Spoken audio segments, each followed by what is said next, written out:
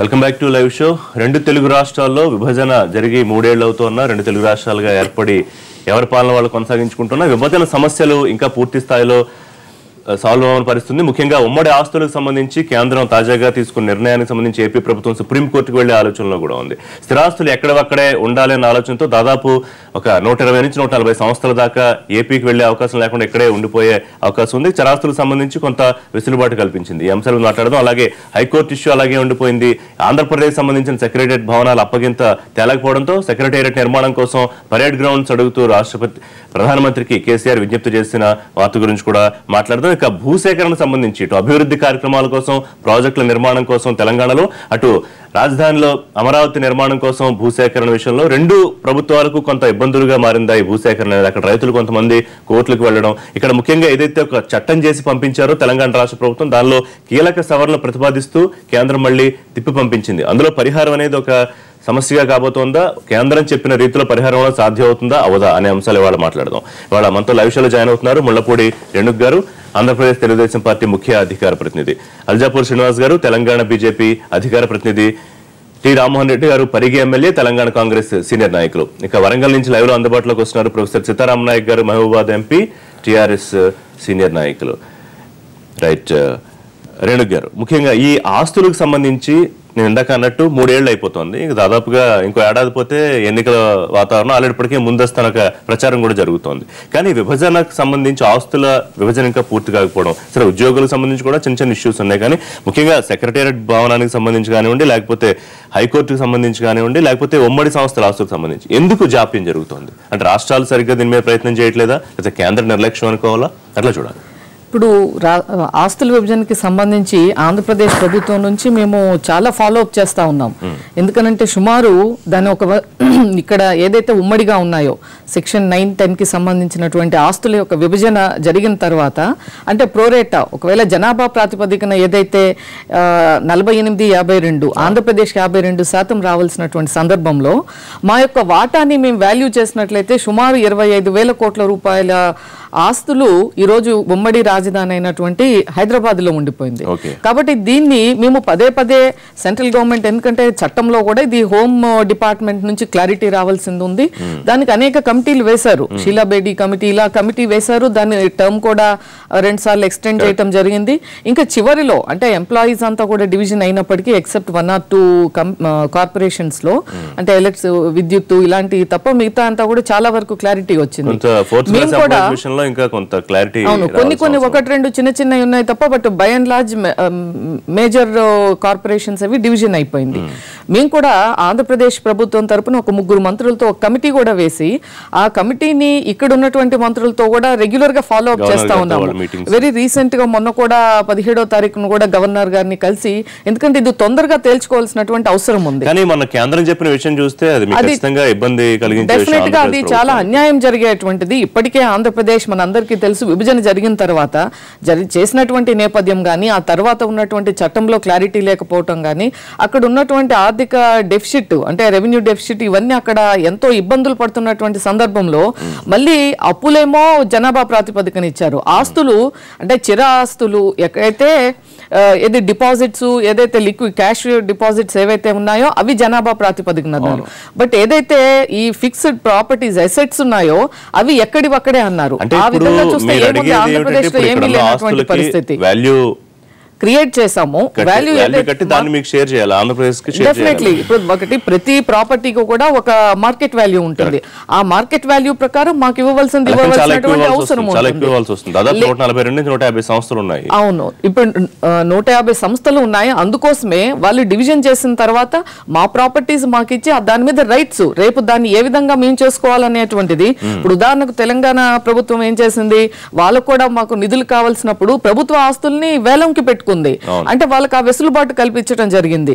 ఇప్పుడు ఉమ్మడి ఆస్తులన్నీ కూడా రాజధానిలోనే కేంద్రీకృతం అవటం, మొత్తం ఆస్తులు ఇక్కడ ఉన్న తర్వాత మాకు ఇవ్వము అంటే దాని మూలంగా చాలా నష్టపోయేటువంటి పరిస్థితి. మేము డెఫినెట్ గా అవసరమైతే సుప్రీం కోర్టుకు కూడా వెళ్ళి దీని మీద మాత్రం ఫైట్ చేసి సాధించుకోవడానికి సిద్ధంగా ఉన్నాము. ఎంపీ గారు మీరేం చెప్తారంటే, ఒక బ్యాంకు ఖాతాకి సంబంధించి మొట్టమొదటి ప్రారంభమైన వివాదం అది విభజన తర్వాత అది ఇంకా కొనసాగుతూ ఉండడం ఎంతవరకు శ్రేయస్కరం? ముఖ్యంగా ఆస్తులకు సంబంధించి మరి ఎక్కడొక్కడే అంటే ఖచ్చితంగా నష్టపోయే అవకాశం ఆంధ్రప్రదేశ్ ప్రభుత్వానికి ఉంటుంది. కేంద్రం చెప్పిన అంశం మీద తెలంగాణ ప్రభుత్వం ఏం ఆలోచిస్తోంది? ఇప్పుడు ఒక పద్ధతిలో ఈ రాష్ట్ర విభజన జరిగింది. ఆ రాష్ట్ర విభజన జరిగిన తర్వాత అనేక సమస్యలు మీరు అన్నట్టుగా ఈ హైకోర్టు సమస్య ఒకటి ఉన్నాయి, కొన్ని ఇంకా కలిసి ఉన్నటువంటి ఉమ్మడిగా ఉన్నటువంటి వాటిని విభజన జరగాలని చెప్తే ఇటీవలనే మేడం గారు అన్నట్టు 2 కమిటీలు వేశారు. మా తరఫున కూడా 2 మంత్రులు, అటు నుంచి కూడా ఒక 2 మంత్రులు మొన్న హైదరాబాద్లో కూర్చుండి మాట్లాడారు. వాళ్ళు ఏదైనా ఆ వాస్తుల విషయం లోపల ఇప్పుడు అక్కడ ఉన్న బిల్డింగ్లా మీరు తీసుకోపోలేరు, అక్కడ ఉండేటువంటి ల్యాండ్ తీసుకోపోలేరు. ఏదైనా లిక్విడ్ క్యాష్ ఏదైనా ఉంటే ఇంత గతంలో జరిగినాయి, అవి కొన్ని విభజనలు జరిగినప్పుడు ఎవరి ద్వారా తీసుకున్నారు. ఫర్ ఎగ్జాంపుల్ ఇప్పుడు వైజాగ్లో గిరిజన కార్పొరేషన్ ఉంది, కోటాను రూపాయలతో అది అక్కడనే ఉంది. మీరు ఏదన్నట్టు ఈ లొసుగులు కేంద్ర ప్రభుత్వం చేతిలో ఉండి కేంద్ర ప్రభుత్వం ఒకసారి విభజన చేసినప్పుడు దాన్ని నామ్స్ ప్రకారంగా వాళ్ళు ఒకసారి డివైడ్ చేస్తే వాళ్ళు నాన్చోడ్ పద్ధతి ఉంది, కేంద్ర ప్రభుత్వం దగ్గర నాన్చోడ్ పద్ధతి ఎక్కువగా ఉంది. విభజన జరిగింది, 2 రాష్ట్రాలు బాగుపడాలి, కలిసి ఉంటే ఇప్పుడు ఇంత అభివృద్ధి జరిగేది కాదు కదా. ఇవాళ అమరావతి లాంటి బ్రహ్మాండమైనటువంటి ఒక మోడల్ రాజధాని కట్టబోతున్నారు. అన్ని రకాలైనటువంటి అభివృద్ధికి ఒక నాంది ఇవాళ ఆంధ్రప్రదేశ్ పలుకుతుంది. ఇక్కడ తెలంగాణ కూడా ఒక రాష్ట్రంగా కొత్త రాష్ట్రంగా అవతరించి కలిసి అభివృద్ధి చేసుకున్న అనేకమైన సంస్థలు ఇవాళ మీరు అన్నారు ఆ బిల్డింగ్లు తీసుకెళ్లిపోలేరు కదా, ఖచ్చితంగా బిల్డింగ్లు తీసుకెళ్లేరు, కానీ దానికి ఒక వాల్యూ ఉంటుంది. ఆ వాల్యూ కట్టి విడిపోయినప్పుడు ఎంత వాళ్ళకి వెళ్ళాలో అది ఖచ్చితంగా షేర్ ఇవ్వాల్సిన అవసరం అయితే ఉంటుంది కదా. అంటే ఒకటండి, ఇప్పుడు అన్ని బిల్డింగ్లు వాటి స్థాయి అవి ఎన్ని సంవత్సరాల్లో ఉందో దాన్ని కూడా ఏమి కట్టి ఇవ్వలేరు కదా. ఇప్పుడు ల్యాండ్ అంటే ఇక్కడ ఎంత ల్యాండ్ ఉన్నదో అక్కడ కూడా అంతే ల్యాండ్ ఉంది. అది ఉమ్మడిలో అది ఉమ్మడి రాష్ట్రంలో ఉన్న ల్యాండే కదా. అట్లా అనుకుంటే మీరు భూభాగం కానీ జనాభా కానీ మాకంటే ఎక్కువ ఆంధ్రలోనే ఉంది, అది కూడా గమనించాలి మీరు. ఇప్పుడు ఇక్కడ ఇంత ఏదో ల్యాండ్ 10 బిల్డింగ్లు కాదు కదా. ఇట్లా చూసుకుంటే మీరు అన్ని రాష్ట్రాల్లో ఉన్న బిల్డింగ్లను వీటిని బేరీ చేసుకుంటే ఇక్కడికి 5 రేట్లు అట్టే ఉన్నాయి. వైజాగ్ లో కట్టిన బిల్డింగ్లు కావచ్చు, కర్నూలులో కట్టిన బిల్డింగ్లు కావచ్చు, ఎక్కడ ఉన్న రాజధాని అయినదండి. ఇక్కడ నుంచి లేదు, మీరు ప్రభుత్వపరమైనటువంటి ఉమ్మడి రాష్ట్రంలో ఉన్నటువంటి ఆ డబ్బుతో కట్టినటువంటి బిల్డింగ్స్ ఆంధ్ర లేవంటారా? అక్కడ కూడా ఉన్నాయి కదా. అక్కడ కూడా కట్టిండ్రు, అక్కడ కూడా ఇంకా ఎక్కువ ఉన్నాయాడ. అదే కదా మొన్న జరిగినటువంటి చర్చలో అంటే కేంద్రం ఏదైతే ఒక నిర్ణయం తీసుకుందో ఎక్కడ స్థిరాస్తులు అక్కడే అనేదాన్ని తెలంగాణ ప్రభుత్వం పూర్తిగా సమర్థిస్తోంది, అంతే కదా. మరి తప్పదండి, అది స్థిరాస్తులు ఉండకపోతే ఎట్లా తీసుకొని వెళ్తారు చెప్పండి. దాన్ని అయితే అన్నట్టు దాన్ని వాల్యూ కట్టి ఇవ్వలేరు కదా.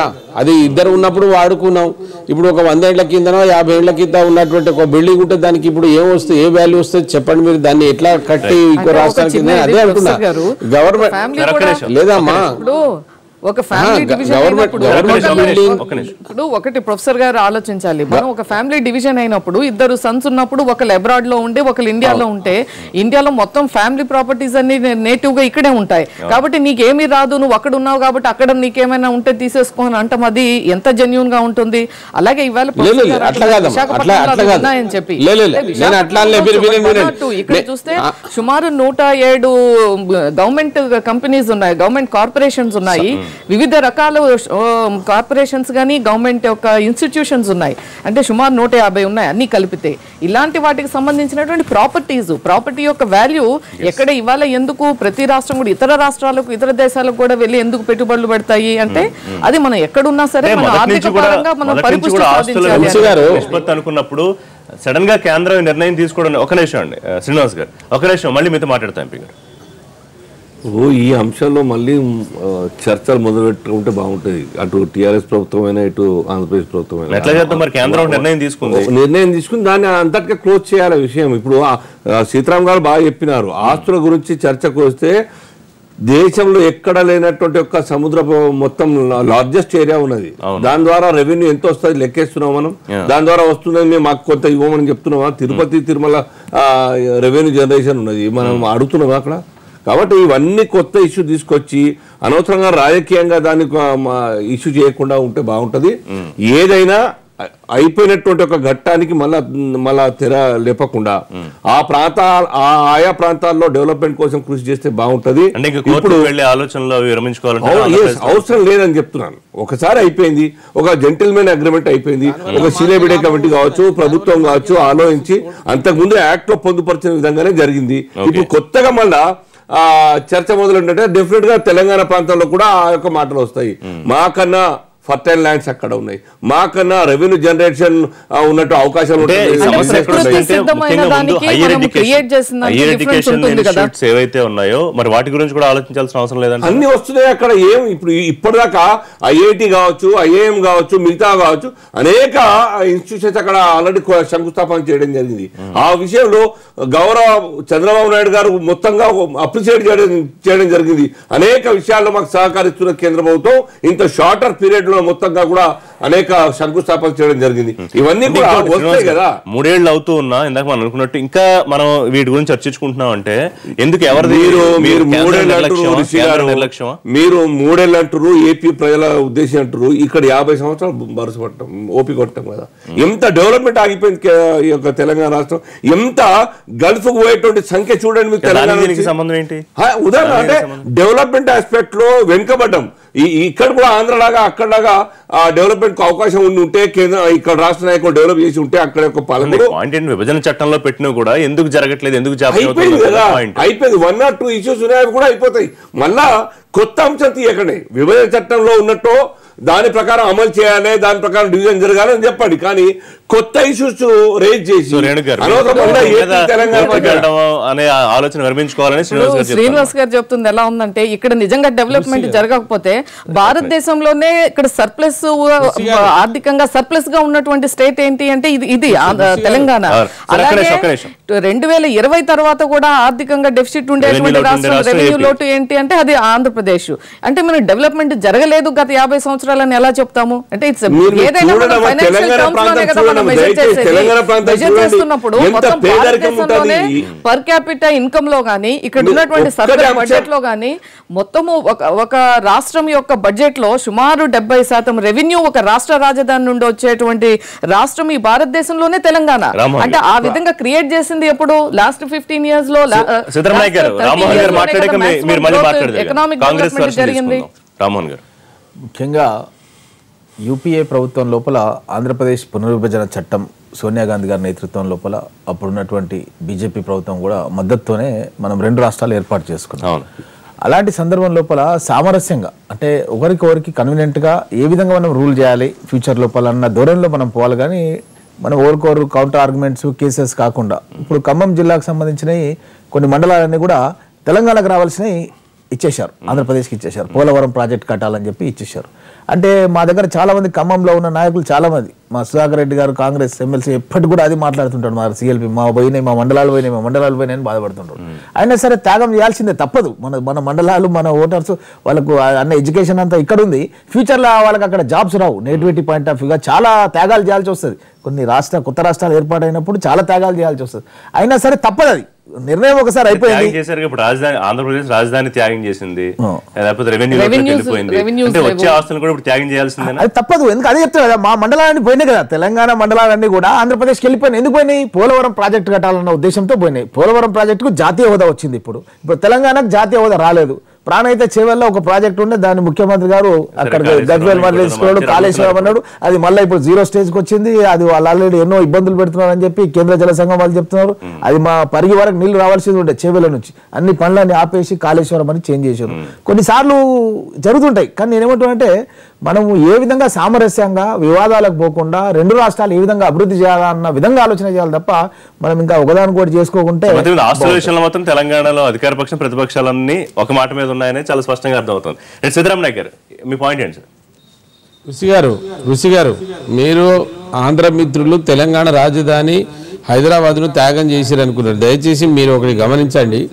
ఆ హైదరాబాద్లో ఉండేటువంటి చారిత్రాత్మక కట్టడాలలో వీళ్ళు ఒక ATM మోసింది లేదు, ఒక పెళ్ళ తీసింది లేదు, వీళ్ళది ఒక రూపాయి కూడా లేదు దాంట్లో.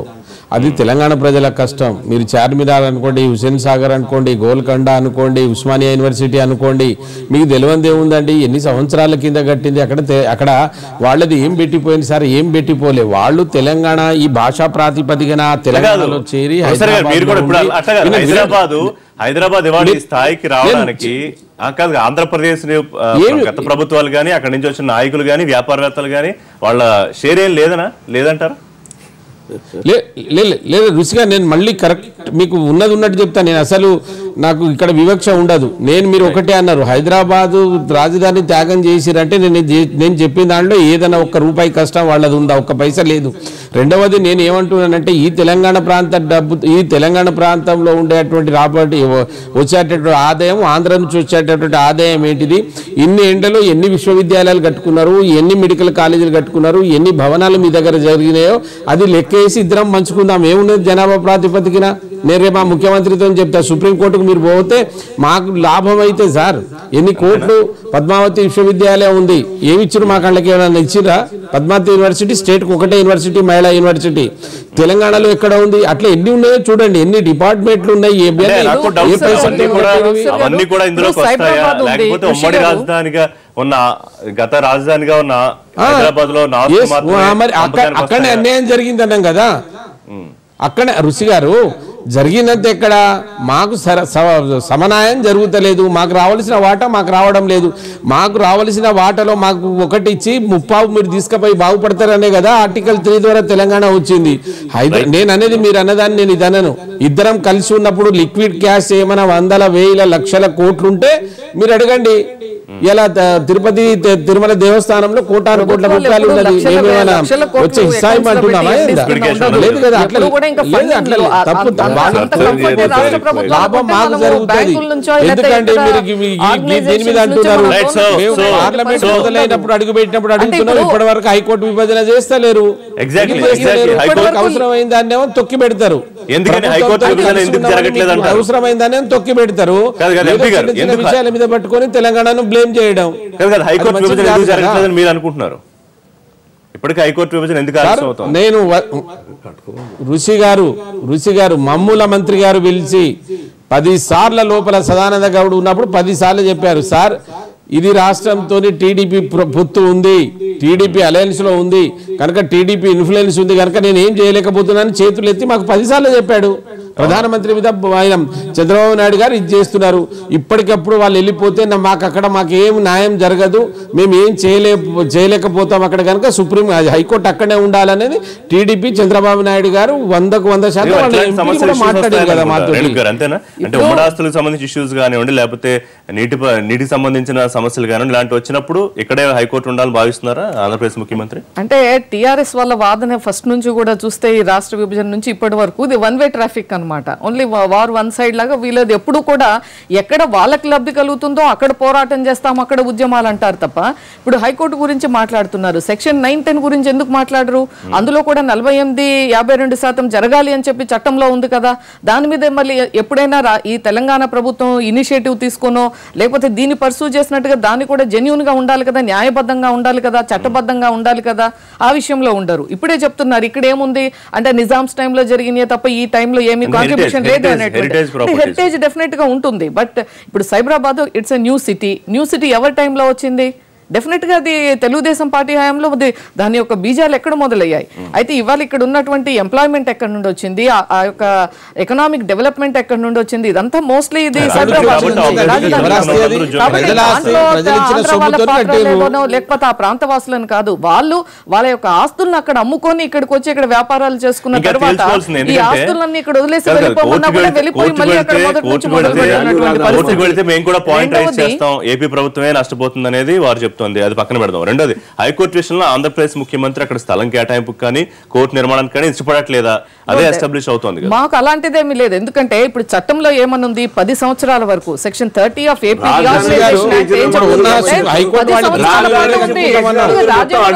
చట్టబద్ధంగా అయితే రాజధానిగా ఉండటానికి 10 సంవత్సరాలు ఉన్నప్పటికీ కూడా మేము 2 సంవత్సరాల్లో మేము సెక్రటేరియట్ టెంపరీగా కట్టుకొని వెళ్ళినటువంటి పరిస్థితి. మొన్నటి చూసాము. అవును, వెళ్తాము, అన్నిటికీ నిధులు ఉండాలి, మాకు అన్ని రకాల పరిస్థితులు ఉండాలి. మీరు బీజేపీ నుంచి ఉన్నారు, మీకు ఇవ్వవలసినటువంటి పరిస్థితి మాకు ఉండి ఉంటే అవును కేంద్ర ప్రభుత్వం చేయవలసినవి కూడా ఇంకా ఫాస్ట్ గా నిధులు ఇవ్వాలి కదా. వారు చాలా స్పష్టంగా కేంద్ర న్యాయశాఖ మంత్రి చాలా స్పష్టంగా చెప్పారు. మరి ఆయన మేము కూడా ఆంధ్రప్రదేశ్ ప్రభుత్వం ఏమి అన్ని వెళ్ళిన తర్వాత మాకు ఇక్కడ ఒక హైకోర్టు ఉండటం మూలంగా మాకు వచ్చేటువంటి అడిషనల్ బెనిఫిట్ ఏముంటుంది కాబట్టి ఇక్కడ వెళ్ళండి అని చెప్పింది. కేవలం కేంద్రమే చెప్పలేదు, సాక్షాత్ హైకోర్టు అదే చెప్తున్నాం. మేము అన్ని వెళ్ళిపోయిన తర్వాత ఆంధ్రప్రదేశ్ సెక్రటేరియట్ వెళ్ళిపోయి మాకు అసెంబ్లీ వెళ్ళిపోయిన తర్వాత ఒక్క హైకోర్టు ఇక్కడ ఉండటం మూలంగా మాకు అడిషనల్ గా వచ్చేటువంటి అడ్వాంటేజ్ లేదు. అయితే కానివ్వండి లేకపోతే మిగతా హామీల అమలు విషయంలో కాంగ్రెస్ పార్టీ ఒక నిమిషం సార్ ఎక్కడో అక్కడ కొంత అప్రోప్రియేట్ గా చేయకుండా ఇవాళ చక్కగా ప్రేక్షక పాత్ర పోషిస్తూ జరుగుతున్న వాటిని చూసి ఆనందిస్తున్న పరిస్థితి, లేకపోతే ప్రేక్షక పాత్ర పరిమితమైన పరిస్థితి కాంగ్రెస్ వాళ్ళ? అట్లాంటిది ఏం లేదండి. ఎన్నో సంవత్సరాల నుంచి ఎంతో మంది త్యాగదనుల ఒక దృష్టిలో పెట్టుకుని సోనియా గాంధీ గారు తెలంగాణ రాష్ట్రాన్ని ఇచ్చారు. కానీ ఒక అధికారం గురించో దేని గురించో అయితే ఆంధ్రప్రదేశ్ లో కాంగ్రెస్ పార్టీ ఓడిపోతుందని తెలిసి ఇక్కడ తెలంగాణ ఇచ్చేవాళ్ళు గారు. సీతారాం నాయక్ గారు మీ మాట వినిపిస్తుంది, ఒక నిమిషం మీతో మాట్లాడతాం మళ్ళీ. ఆంధ్రప్రదేశ్ లో కాంగ్రెస్ పార్టీకి ఓట్లేరన్న విషయం తెలిసి సోనియా గాంధీ గారు తెలంగాణలో ఉన్నటువంటి విద్యార్థులు అమరులైపోతున్నారు, చచ్చిపోతున్నారు, ఆత్మహత్యలు చేసుకుంటున్నారు. కారణాలు ఏవైనా కానివ్వండి, తెలంగాణ రావడానికి కారణాలు ఏవైనా కానివ్వండి, కానీ విభజన సమస్యలు ఇంకా ఎలా ఉండిపోవడానికి కాంగ్రెస్ కూడా ఎంతో కొంత కారణం కాదా అంటున్నారు. ఆంధ్రప్రదేశ్ పునర్విభజన చట్టం లోపల చాలా అంశాలను మనం తీసుకురావడం జరిగింది, అన్ని పక్షాలతో మాట్లాడడం జరిగింది, ఎన్నో మీటింగ్లు పెట్టింది, హోమ్ మినిస్ట్రీలో కూడా చాలా మీటింగ్స్, చాలా పక్షాలకు చాలా పార్టీలకు కూడా అవకాశం కల్పించడం జరిగింది, శ్రీకృష్ణ కమిషన్ వేయడం జరిగింది, ఎన్నో విషయాలు తీసుకోవడం జరిగింది. కొన్ని విషయాలు అక్కడక్కడ ఉంటాయి, ఇంత పెద్ద స్టేట్ బైఫర్కేషన్ లో కొన్ని విషయాలు ఎక్కడైనా సరే ఉంటాయి. ఇప్పుడు అది అయిన తర్వాత కూడా 9 మండలాలు ఇచ్చేసారు కదా. 9 మండలాల ఆస్తి కూడా ఎన్ని వేల కోట్లు, ఎన్ని లక్షల మంది జనాలు, ఎన్ని వందల లక్షల. పోలవరం ప్రాజెక్ట్ ఈ రోజు జాతీయ హోదా వచ్చింది, కేంద్ర ప్రభుత్వమే జాతీయ హోదా వచ్చినందుకు 90% నిధులు కేటాయిస్తుంది, 10% రాష్ట్ర ప్రభుత్వం కేటాయిస్తుంది. మరి ఎన్ని లక్షల కోట్లు దీని మూలంగా వాళ్ళకు మేలు జరిగింది, అది కూడా ఆలోచన చేయాలి. దాని ముందు ఆస్తులు నథింగ్. అది ఇంకొక అంశం సీతారాం నాయక్ గారు, సెక్రటేరియట్ కోసం మీరు ఏదైతే ఏపీ వాడుకోని భవనాలు అడుగుతున్నారో అవి ఎప్పుడప్పుడే వచ్చే పరిస్థితి కనిపించట్లేదా? అందుకే ముఖ్యమంత్రి గారు పెరేడ్ గ్రౌండ్స్ అడిగారా ప్రధానమంత్రి గారిని సెక్రటేరియట్ నిర్మాణం కోసం అని? ఇప్పుడు వారు న్యాయంగా మాట్లాడినప్పుడు మేడం గారు అక్కడ మీరు సెక్రటేరియట్ నడుపుతలేరు. చట్టంలో ఏముందండి, ఉమ్మడి రాజధాని అంటే ఇద్దరు కలిసి ఒకటే దగ్గర ఉండాలి. మరి ఏ చట్టంలో ముఖ్యమంత్రి ఒక్కడే ఉండాలి, అన్ని అట్లనే ఉండాలి, అది కాదు కదా ఉద్దేశం. ఉమ్మడి రాజధాని అంటే నువ్వు కొత్త రాజధాని కట్టుకునే వరకు 10 సంవత్సరాలు నీ ఏ డిపార్ట్మెంట్ అయినా నువ్వు ఇక్కడ పెట్టుకో, సపరేట్గా ఉండమనడమే. అది దాన్ని పట్టుకొని నేను మళ్ళీ 10 ఏళ్ల దాంట్లో మేము హైకోర్టు కలిసే ఉంటామంటే ఎట్లా? అది ఏ చట్టంలో ఉంది మీరు చెప్పండి. 10 ఏళ్ళు ఉన్నటువంటిది ఏంటంటే మీరు 10 ఏళ్ల వరకు 10 years వరకు మీరు ఇక్కడ ఏ ఉన్న డిపార్ట్మెంట్, ఇప్పుడు అట్లనైతే మరి డీజీపీ ఒక్కరే ఉండాలి, కలెక్టర్ సీఎం ఒక్కరే ఉండాలి, అట్లా లేదు కదా. విభజన జరిగిపోయింది, మీకు అక్కడ వెసులుబాటు కలిగేంత వరకు 10 ఏళ్ల వరకు మీరు ఇక్కడ ఉండవచ్చు అన్నాడు. మీకు అన్నిటికీ వెసులుబాటు కలుగుతుంది, మీరు ఇక్కడ నుంచి హైకోర్టు తీసుకుపోవడానికి వెసులుబాటు కలగకుండా మేము హైకోర్టు ఉన్నది మీకు ఇచ్చేస్తాం, మేము వేరే కట్టుకుంటామంటే అది విభజన జరగదు. దానట్ట పెట్టారు. పెద్దలు ఎవరో మాట్లాడుతున్నారు 7 మండలాల గురించి. సార్ అది అనైతికం. గిరిజనుల హక్కులను హరించినటువంటి కేంద్ర ప్రభుత్వం, ఏకైక ప్రభుత్వం భారతీయ జనతా పార్టీ ప్రభుత్వం. పార్లమెంట్లో మొదటి రోజు 3 లక్షల మందిని నింటా ముంచి వాళ్ళకి అవసరాలు ఉన్నాయి, ఎందుకు కొట్టుకోపోయినారు? అటువంటిప్పుడు ఇవి చేయవచ్చు కదా, ఉన్నాయి, ఇది చేయరు. వాళ్ళకి ఏది అవసరం అనుకుంటే వాళ్ళు ప్రభుత్వంతో కలిసి ఉన్నామని వాళ్ళు ఏదైనా చేయవచ్చు. ఏమైంది ఇవ్వాలా వాళ్ళ బతుకులు? అసలు వాళ్ళ ఎమ్మెల్యే ఎవరండి ఇవ్వాలా? 60,000 మంది విభజన జరిగిపోయినటువంటి వాళ్ళ ఎమ్మెల్యే ఎవరు, ఎంపీ ఎవరు, వాళ్ళ ఎడ్యుకేషన్ ఏంటిది? ఇంతకంటే దౌర్భాగ్యం ఏమి ఉండదు. మేము అనుకునేది ఏంటంటే మాకు అప్పుడు పోరాటం కూడా ఏది పాలకులతోటే, ప్రజలతో ఇప్పటి లేదు, అప్పుడు లేదు, ఇప్పుడు లేదు. ప్రజలతో మంచిగా ప్రజలు అన్నదమ్ముగా ఉంటాం, కానీ పాలకుల మనస్తత్వంలో మార్పు రావాలి. ఇప్పటికైనా ఏం చెప్పదలుచుకున్నారు? చట్టాలకు విరుద్ధంగానండి ఏపీ ప్రభుత్వానికి ఏం చెప్పదలుచుకున్నారు మీరు? ఆస్తుల విషయం కానివ్వండి, హైకోర్టు విషయం కానివ్వండి, సెక్రటరీ బిల్డింగ్ విషయం కానివ్వండి. నేను ఒక్కటే చెప్తానండి, యాజ్ పర్ ది రీఆర్గనైజేషన్ బిల్లో ఏది ఉంటే అది కేంద్ర ప్రభుత్వం ఏది సూచిస్తే దాన్ని తప్పకుండా మేము తప్పకుండా పాటిస్తాం. మీకు ఏమైనా రావాల్సి తీసుకెళ్ళండి. కానీ రేపు కూర్చునేటప్పుడు మీరు ఈ తెలంగాణ ప్రాంతానికి రావాల్సినటువంటి మొత్తము ఏదైతే ఇన్కమ్ ఉందో దాంట్లో మీరెంత వాడిరు మేమెంత వాడినామని తెలిస్తే రేపు సుప్రీంకోర్టుకు పోతే వాళ్ళు ఇంకో 10 సంవత్సరాలు మాకు తిరిగి కట్టవలసి వస్తుంది. అంత ఉపయోగించుకున్నారు వాళ్ళు, మేము ఉపయోగించుకోలేదు. అందుకోసం మేము ఇప్పటికి కూడా అంటున్నాం, మేము సామరస్యంగా పోదలుచుకున్నాం, సామరస్యంగానే దాని విభజన జరగాలి. సుప్రీంకోర్టు హైకోర్టును అతి త్వరగా వాళ్ళు షిఫ్ట్ చేసుకోవాలి. మా దగ్గర ఏమైనా ఉండేది ఉంటే నిజంగా లిక్విడ్ క్యాష్ కోట్ల రూపాయలు ఉంటే తీసుకోండి, మీరు ఎవరు వద్దంటున్నారు. మాకు ఉస్మానియా బిల్డింగ్ ని ఖరీదు కట్టి మాకు కొన్ని కోట్లు ఇమ్మంటే ఎట్లానండి అది? ఎంపీ గారు, పరేడ్ గ్రౌండ్ విషయంలో ప్రధానమంత్రి సానుకూలంగా స్పందించారా? త్వరలో అక్కడ సెక్రటేరియట్ నిర్మాణం ఏమైనా ప్రారంభం కాబోతుందా? ఇప్పుడు నిన్న ముఖ్యమంత్రి గారు పర్సనల్ గా వారితో మాట్లాడారు, ప్రధానమంత్రితో మాట్లాడారు. ఆ విషయాలన్నీ ఎట్లుంటుందో మీకు తెలుసు. ఒక ప్రధానమంత్రి రాష్ట్రపతి మధ్య, ప్రధానమంత్రి ముఖ్యమంత్రి గారి మధ్యన జరిగినటువంటి విషయాలను మేము పరేడ్ గ్రౌండ్ అడిగాము. ఎందుకంటే అక్కడ ఎందుకో మొదటి నుంచి ముఖ్యమంత్రి గారికి ఆ ప్లేస్ అంతా సెంటర్లో ఉంది, స్టాపింగ్ ఎక్కువ ఉంది, ఇబ్బందికరంగా ఉంది. కొంచెం మోడర్న్గా అంటే ఉద్దేశం ఏంటంటే ముఖ్యమంత్రి గారిది ఇప్పుడు అక్కడ ప్రగతి భవన్ కట్టినా ఏది కట్టినా ఇష్టం వచ్చినట్టు మాట్లాడుతారు.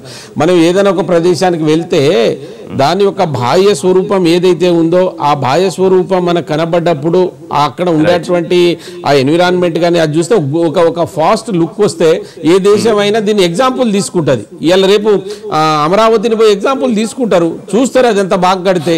దాన్ని బట్టి ఆ ప్రాంతం ఆ రాష్ట్రం యొక్క మంచితనాన్ని పొగడడానికి అది ఒక పని చేస్తుంది. అందుకోసం అమరావతిలో ఏదైతే రేపు ప్రపంచ స్థాయికి ధీటుగా నిర్మాణం జరుగుతుందో ఆ స్థాయిలో నిర్మించాలని ముఖ్యమంత్రి కేసీఆర్ గారు కూడా అనుకుంటున్నారా? హైదరాబాద్ లో కూడా తప్పేం లేదండి, మాకు చాలా పురాతనమైంది. అక్కడ సరి అయినటువంటి ఒక 100 మంది 1000 మంది కూర్చోవడానికి హాల్ లేదు. మీరు కావాలంటే చూడండి, సెక్రటరియట్లో ఒక 100 మంది 1000 మందిని కూర్చోబెట్టి మీటింగ్ పెట్టుకుంటామంటే హాల్ లేదు సెక్రటరియట్లో.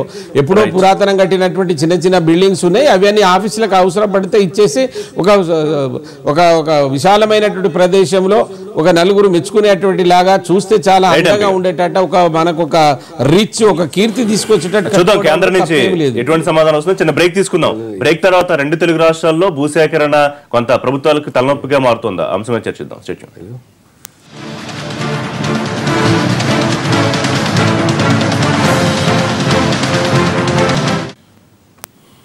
బ్యాక్లైషో ఆంధ్రప్రదేశ్లో అటు అమరావతి భూములకు సంబంధించి కానీ ఇటు ప్రాజెక్టులు తెలంగాణలో భూసేకరణ కానీ కొంత ఇబ్బందులు వస్తున్న పరిస్థితి.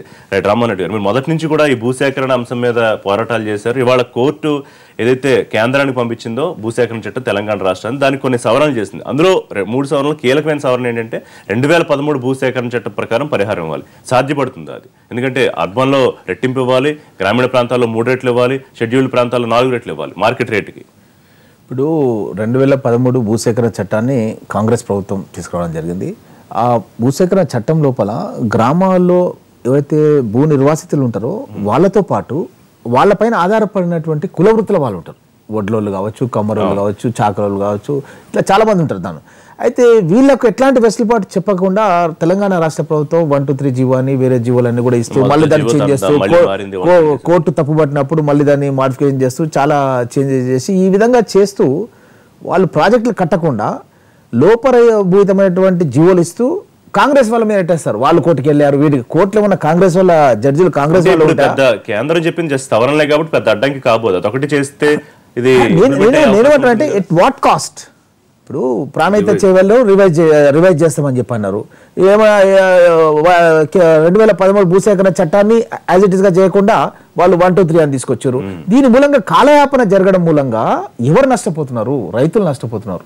వేలాది మంది రైతులు ఆత్మహత్యలు చేసుకోరు. నా పరిగి నియోజకవర్గంలో 25 మంది రైతులు ఆత్మహత్య చేసుకున్నారు. ఈ సవరణ చేసి పంపిస్తే ఇబ్బంది లేదు కదా? సవరణ చేయడానికి మళ్ళీ అసెంబ్లీ సమావేశాలు పెడతారంట.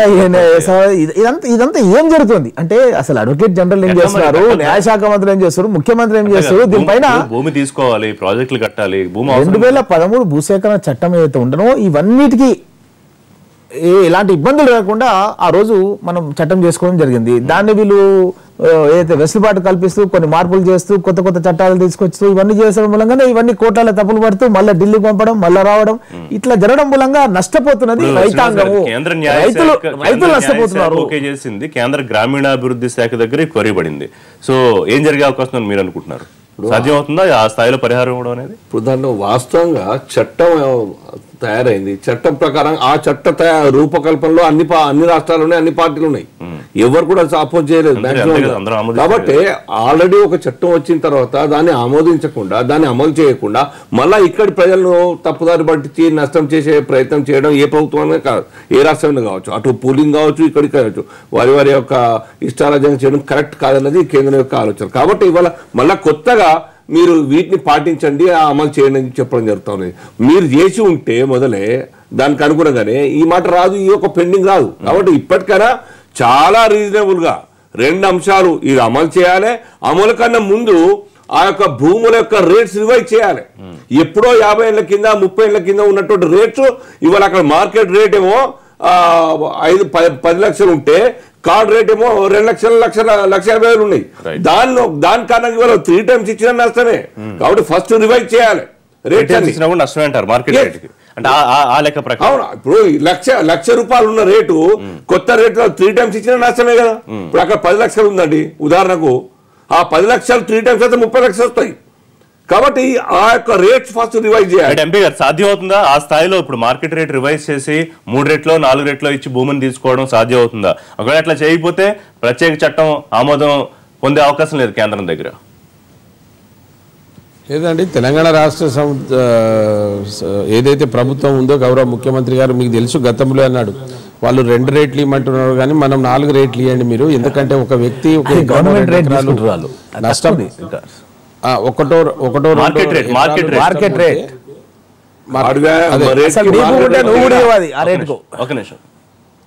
వినండి 1-2 ఎకరాలు నష్టపోతే దాంతోనే వేల మందికి వేరే వాళ్ళకి లాభం జరుగుతుంది. అదే పార్లమెంట్లో దీని మీద చర్చ వచ్చినప్పుడు ఏమన్నారంటే, ఒక రైతు మీద ఆధారపడేటువంటి కుల వృత్తులు ఏవైతే ఉన్నాయో వాళ్ళది బహుశా ఉన్నటువంటి పొలాలని పోతే అక్కడ ఉన్న వడ్రంగి కానీ కమ్మరి కానీ ఈ కర్రు తయారు చేసి నాగలు తయారు చేసే వాళ్ళంతా బతుకులంతా అయిపోతుంది.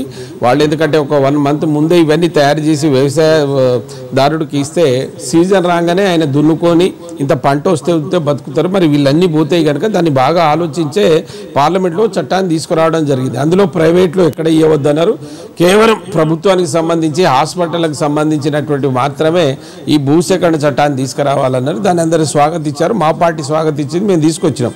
ఇక్కడికి వచ్చినాక అడిగేది ఇవాళ మార్కెట్ రేట్ శ్రీనివాస్ గారు చెప్పినట్టు 10 లక్షలు ఉంటే అర్బన్ ఏరియాస్ లో 20 లక్షలు ఇచ్చి మీరు ఎకరం తీసుకోవాలి, గ్రామీణ ప్రాంతాల్లో 30 లక్షలు ఇవ్వాలి, షెడ్యూల్డ్ ప్రాంతాల్లో 40 లక్షలు ఇవ్వాలి. సో అంత రేట్ ఇచ్చి వాళ్ళు తీసుకునే అవకాశం ప్రభుత్వానికి ఉందా లేదా? అంటే ప్రభుత్వం తీసుకునేటువంటి దేని కొరకు తీసుకుంటుంది భూమి అనే దాని మీద కూడా ఆలోచించాలి కదా. దాని అవసరాన్ని బట్టి తప్పకుండా తీసుకోవాల్సి వస్తుంది. ఒకసారి చట్టం జరిగినప్పుడు దాన్ని అధిగమించే దాన్ని తూసిపూసి చేయడానికి ఎవరికి ఇది మన దగ్గర లేదు. అయినా 1-4 రేట్లు ఇవ్వాలన్నది ఈ ప్రభుత్వం అనుకున్నది. మరీ పిలిచి వ్యవసాయ రంగంలో వీళ్ళు నష్టపోవద్దనే కదా ముఖ్యమంత్రి గారు ఇంతకుముందు చేస్తుంది. మీరు మార్కెట్ రేట్ 4 రేట్లు ఇస్తా ఉంటే సమస్య లేదు, మీరు వెంటనే రివైజ్ చేసి పంపిస్తారు, అసెంబ్లీ పెడతారు, వెంటనే కేంద్రం నుంచి ఆమోదం వస్తుంది, ప్రాబ్లమే లేదు. రైట్, ఒకసారి ఏపీ ఇష్యూ మాట్లాడదాం. రేణుక గారు, ఏం జరుగుతుంది ఏపీలో? కోర్టులకు వెళ్లారు కొంతమంది రైతులు, ముఖ్యంగా పెనుమాకు సంబంధించి దాదాపు 900 ఎకరాల ఇష్యూ అనుకుంటా. దాంట్లో పూర్తిగా అభ్యంతరాల స్వీకరణ జరగలేదనో, లేకపోతే అక్కడ సోషియో ఎకనామిక్ సంబంధించి సరైన రిపోర్ట్ లేదనో కొన్ని అభ్యంతరాలు వ్యక్తం అవుతున్నాయి.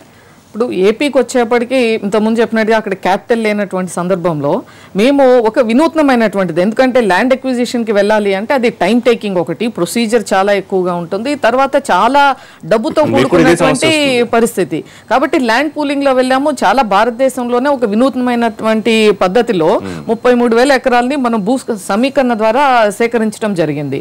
అయితే ఇప్పుడు ఎక్కడైతే 2-3 గ్రామాల్లో ఉన్నాయో అందులోనూ పెనుమాక అన్నటువంటి విలేజ్లో ఒక 900 ఎకరాలకి నోటిఫికేషన్ ఇవ్వటం జరిగింది. ఎప్పుడు మొన్న 11th నాడు నోటిఫికేషన్ ఇచ్చారు.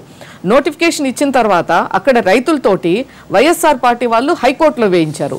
అయితే వీళ్ళ వెనకాల ఉంది, ఇప్పుడు ఫస్ట్ నుంచి కూడా రాజధాని విషయంలో ఏది జరిగినా దాని వెనకాల ఉన్నటువంటి అదృశ్య శక్తులు ఎవరు, పార్టీలు ఎవరు, ఎవరు ఇన్స్టిగేట్ చేస్తున్నారు, గ్రీన్ ట్రిబ్యునల్కి వెళ్ళినా ఇటు హైకోర్టుకు వచ్చినా ఎక్కడికి వెళ్ళినా ఏ రూపంలో వచ్చినా ఎవరున్నారు అనేటువంటిది తెలిసినటువంటి సత్యం. ఈ నేపథ్యంలో నిన్న హైకోర్టు అది కొట్టేయటం జరిగింది.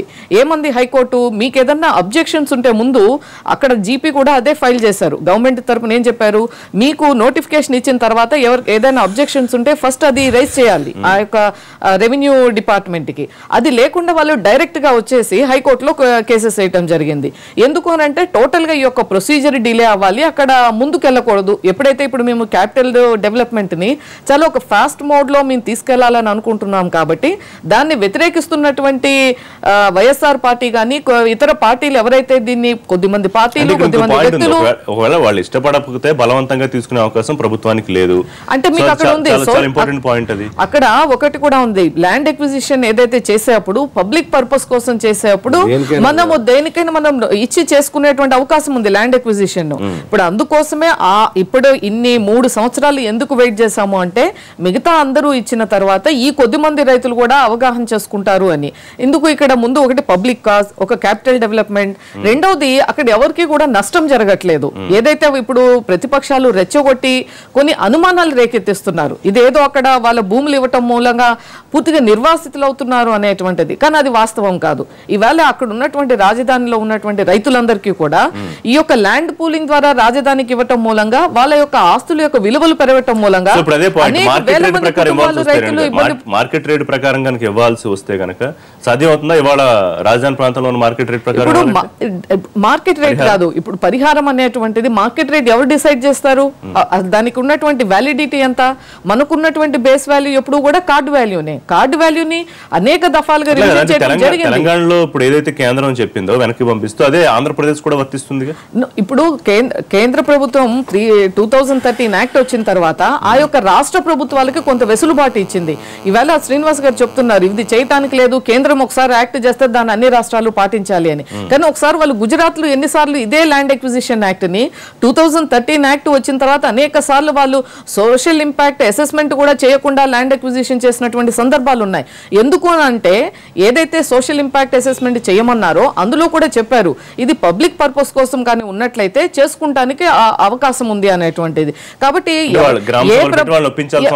ఉంది. ఇప్పుడు ఏ ప్రభుత్వం అయినా సరే ఎందుకు ల్యాండ్ ఎక్విజిషన్ చేస్తుంది? పబ్లిక్ పర్పస్ కోసమే చేస్తుంది. అది చేస్తున్నప్పుడు అక్కడ ఉన్నటువంటి రైతుల్ని ముందుగా నచ్చజెప్పటం, తర్వాత వాళ్ళకి కాంపెన్సేషన్ తగినటువంటి రీతిలో ఇవ్వటం, భూ సమీకరణ ద్వారా వచ్చినట్లయితే వాళ్ళకు మెరుగైనటువంటి పరిహారం అందుతుంది. కాబట్టి ఆ విధంగా వాళ్ళని నచ్చజెప్పటం. శ్రీనివాస్ గారు, అంటే కేంద్రం తనకు అనుకూలంగా ఉంచోట ఒకలాగా లేకపోతే ఇంకొకలాగా చేసే కరెక్ట్ కాదు. కేంద్రం చెప్పింది యాక్ట్ ప్రకారం చేయాలి, లేని ఎడల ఇంకా రాష్ట్రాలకు కొద్దిగా వెసులుబాటు ఇవ్వడం అంటే దాని అర్థం తక్కువ ఇవ్వమని కాదు, నష్టం చేయని కాదు. అడిషనల్ గా మీ యొక్క పరిస్థితిని బట్టి అడిషనల్ గా ఇంకా లాభం చేయాలి తప్ప నష్టం చేయదని ఉద్దేశం. రెండవది ఈ యొక్క సోషల్ ఇంపాక్ట్ గురించి దాని చర్చ వచ్చినప్పుడు కొన్ని అంశాల మీద 5-6 అంశాల మీద కేంద్ర ప్రభుత్వం చట్టంలో ఉన్నది, వారు ఎటువంటి యొక్క ఇది లేకుండా కన్సెంట్ లేకుండా తీసుకునే అవకాశం ఉంది. బట్ రిమైనింగ్ ఆల్ ఆస్పెక్ట్ లో ప్రజల యొక్క ఆస్తులు వారి యొక్క కన్సెంట్ తోని వాళ్ళే బలవంతంగా తీసుకొని వీలేదు. కాబట్టి ఆ యొక్క అంశాల్లో ఎవరైనా కానీ మార్కెట్ రేటు చూస్తారు, కానీ కార్డ్ వాల్యూ ఎప్పుడో 30 ఏళ్ల కింద డిసైడ్ అయిన కార్డ్ వాల్యూ ఇవాళ నడుస్తున్న రిజిస్ట్రేషన్ 3 years చట్టం ఏం చెప్తున్నది? 3 సంవత్సరాల గతంలో ఉన్నటువంటి 3 సంవత్సరాల యొక్క రేటు రిజిస్ట్రేషన్ చూడండి మీరు. ఒకవేళ పెరిగిన రేట్ ఆ రకంగా ఉన్నట్టయితే ఆ యొక్క ఏరియాలో దాని ప్రకారమే రేట్ పెరగాలి, దాని ప్రకారం రేట్ కట్టాలి, విలువ కట్టాలి. అది లేకుండా పాత 20 ఏళ్ల కింద ఉన్న రేటు కట్టేస్తా అంటే న్యాచురల్ గానే నష్టం రైతులకు ప్రజలకు జరుగుతుంది. అది జరగకుండా ఏ ప్రభుత్వం ఆలోచించాలి. వెసులుబాటు రాష్ట్ర ప్రభుత్వానికి ఉన్నట్టు దాని అర్థం ఇష్టారాజ్యంగా నష్టం చేయాలి కాదు. ఆంధ్రప్రదేశ్ లో రిషి గారు ఇక్కడ మేము కూడా పట్టిసీమ విషయంలో ఉదాహరణకు చూస్తే రైతు కెనాల్ మనం ఏదైతే పట్టిసీమని 1 year లో మేము కంప్లీట్ చేయగలిగాము. అప్పుడు సుమారు 700 కేసులు పెండింగ్ లో ఉన్నాయి. వాళ్ళందరికీ కూడా పరిహారం గత ప్రభుత్వం 4 లక్షలు యావరేజ్ గా ఇస్తే మేము 30 నుంచి 35 లక్షలు యావరేజ్ గా మేము అక్కడ ల్యాండ్ ఎక్విజిషన్ కి ఇచ్చి కంప్లీట్ చేసి పట్టిసీమ ద్వారా నీళ్లు ఇచ్చాము. ఇప్పుడు పోలవరం ఎస్టిమేషన్స్ కూడా ఎందుకు పెరిగాయి అంటే ఈ 2013 ల్యాండ్ ఎక్విజిషన్ యాక్ట్ వచ్చింది కాబట్టి మాకు 20,000 కోట్ల రూపాయలు రీహాబిలిటేషన్ అండ్ రీలొకేషన్ ఏదైతే వాళ్ళకు పరిహారం ఇచ్చేదానికే మనకి వాల్యూ పెరిగింది. ఇవాళ 32,000 కోట్లు అయిందనంటే అందులో 20,000 కోట్లు మనకి ల్యాండ్ ఎక్విజిషన్ సమస్య ఉండేటువంటి అవకాశం లేదు. కొంత ఈ 900 ఎకరాలు కూడా వైఎస్ఆర్సీపీ జస్టిస్ శేషసాయి గారు కూడా ఏమైనా జడ్జిమెంట్ ఇచ్చారంటే దీన్ని మీరు ముందర వెళ్ళి అబ్జెక్షన్స్ ఇచ్చి ఆ యొక్క గవర్నమెంట్ లేని పక్షంలో అప్పుడు మళ్ళీ ఇక్కడ కూడా ప్రభుత్వం ఇదే ఆరోపణలు చేస్తుంది, ప్రాజెక్టులను అడ్డుకోవాలని కాంగ్రెస్ పార్టీ కేసులు వేస్తుంది, కోర్టుల చుట్టూ తిప్పుతుంది. ఎందుకంటే ఇక్కడ ప్రాజెక్టులు వస్తే మీకు మనుగడ ఉండదు అనేది. దాదాపు 2 రాష్ట్రాల ప్రతిపక్షాలు అట్లాగే ఉన్నాయనుకోవాలా? ఇప్పుడు ప్రాజెక్టులు కట్టిందే కాంగ్రెస్ పార్టీ. ఈరోజు నాగార్జున సాగర్ కానీ కానీ మొత్తం కట్టింది, కంప్లీట్ చేసింది కూడా కాంగ్రెస్ పార్టీని. లక్షలాది ఎకరాలకు నీళ్లు ఇస్తున్నదే కాంగ్రెస్ పార్టీ. కాకపోతే ఏంటంటే రైతుకు భూమికి ఒక అవినాభావ సంబంధం ఉంటుంది. అంటే ఒక రైతు భూమి పోతుందంటే ఎంత మనోవేదన చెందుతాడంటే అంత మనోవేదన చెందుతాడు. ఇప్పుడు ఎగ్జాంపుల్ గవర్నమెంట్ ఎస్సీలకు దళితులకు భూ పంపిణీ చేయడానికి కొంటామంటే గ్రామాల లోపల ఎవరు అమ్ముతలేరు, ఎందుకంటే ఆ రేట్లు తక్కువ ఉన్నాయి, ఎవరు కొనడం అమ్మడం లేదు. అలాంటి సందర్భం లోపల ఇప్పుడు ఆ రేట్లే గిట్టుబాటు లేవంటే వీళ్ళు ఏదైతే ఇప్పుడు కార్డ్ వాల్యూకు 5 times అంటున్నారో ఇది మార్కెట్ రేట్ ఇస్తామంటేనే అమ్ముతలేరు రైతులు. మార్కెట్ రేట్ ఇస్తా అంటేనే అమ్మని రైతులు కార్డ్ వాల్యూకి 5 సార్లు ఇచ్చినా సభలో మాట్లాడడానికి మీడియాలో మాట్లాడడానికి బాగుంటుంది అది హరీష్ రావు గారు. కానీ నేనంటూ ఏంటంటే రైతులకు గ్రామ సభ పెట్టి మీకు ప్రాజెక్ట్ వస్తుంది, మీకు మేము ఈ విధంగా చేస్తాం అని వాళ్ళను ఒప్పించి తీసుకోవాలి. అంతే తప్ప ఫైనల్ గా 1 minute లో కంక్లూడ్ చేయండి ఎంపీ గారు. సో ఎటువంటి సమస్య లేకుండా ప్రాజెక్టుల కోసం భూసేకరణ చట్టం వెనక్కి వెళ్ళి మళ్ళీ తిరిగి వచ్చే అవకాశం ఉంటుంది అనుకుంటున్నారా? పరిహార విషయంలో ఇబ్బంది లేకుండా సార్ సౌహృదయంతో ఎవరైతే ల్యాండ్స్ ఇస్తున్నారో వాళ్ళకి చేతులెత్తి మొక్కాలండి. ఎందుకంటే వాళ్ళు అన్ని రకాలుగా పోగొట్టుకొని ఇస్తున్నారు. అయితే ప్రభుత్వం ఒకటి చేయాలి, డబ్బులు అడిగితే డబ్బులు ఇవ్వాలి, లేదా అది ఏ రకమైనటువంటి స్థాయిలు ఉందో అదే భూమి 1కి 4 1 ఎకరం పోతే 2 ఎకరాలు ఇప్పించామన్నది ఇంతకు ఉండే. ముఖ్యమంత్రి గారు 3 ఎకరాలు ఇప్పించి 4 ఎకరాలు ఇవ్వాలనేటువంటి ఆలోచనలో ఈ ప్రభుత్వం ఉంది. కానీ కాంగ్రెస్ వాళ్ళు మాట్లాడుతున్నారు ప్రాజెక్ట్ కట్టాం ఇది. అరే మీరు కట్టకపోతేనే కదా ప్రజలు ఈ పరిస్థితికి తీసుకొచ్చారు. ఇప్పుడు ఆ 1, 2, 3 జీవోను కొట్టేస్తారు. ఒక ప్రాజెక్ట్ కట్టాలంటే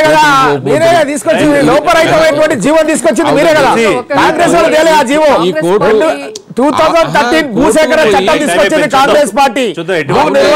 పాటు గ్రామాల్లో కుల సంఘాలు కూడా అభివృద్ధి చెందే విధంగా కల్పించడం జరిగింది. మీ అందుగురించే కోర్టు లెంపకాలు కొట్టింది, కొట్టినా కూడా మీకు సిగ్గు కూడా వస్తలేదు. థ్యాంక్ యూ ఎంపీ గారు లైవ్ లో అందుబాటులోకి వచ్చారు. ఇది వాళ్ళ లైవ్ షో, రేపు లైవ్ షో తిరిగి కలుద్దాం.